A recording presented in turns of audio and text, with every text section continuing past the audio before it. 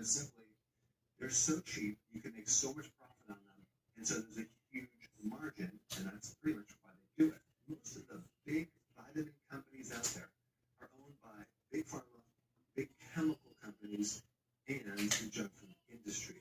And so their motives are the best margins possible.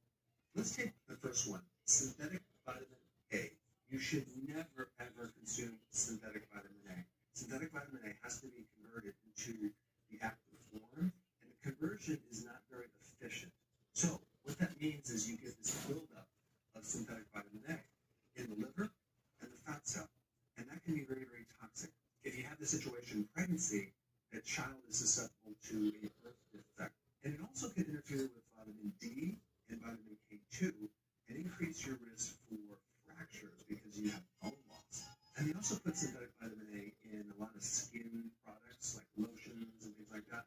The problem is when that synthetic vitamin A gets exposed to UV radiation, now we just increase the carcinogenic effect. You're going to identify it by this right here, usually retinol palmitate or retinol acetate.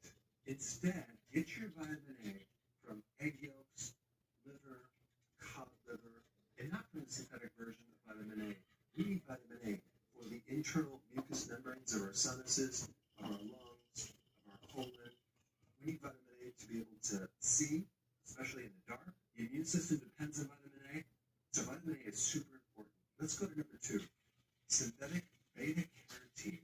When I talk about beta-carotene, a lot of times people think, oh, that is vitamin A, isn't it?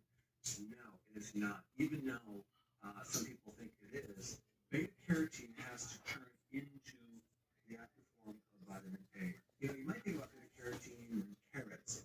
You would have to consume a tremendous amount of carrots to get even close to the RDAs for the active form of vitamin A.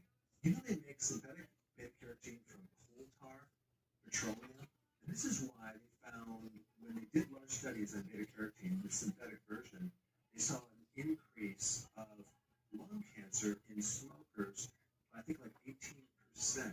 Now, why would that be in smokers and maybe not other people? Well, first of all, smokers have a lot of damage in their lungs, making their lungs very vulnerable and weak and even susceptible to getting cancer. So apparently, the synthetic version of beta-carotene comes in there and flips a switch and activates the cancer. So the natural version is protective.